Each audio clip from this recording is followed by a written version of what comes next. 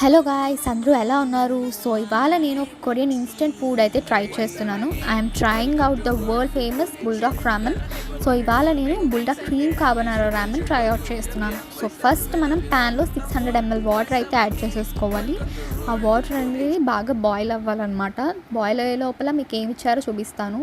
ఇలాగా రామెన్ sauce and powder అయితే ఇచ్చాడనమాట.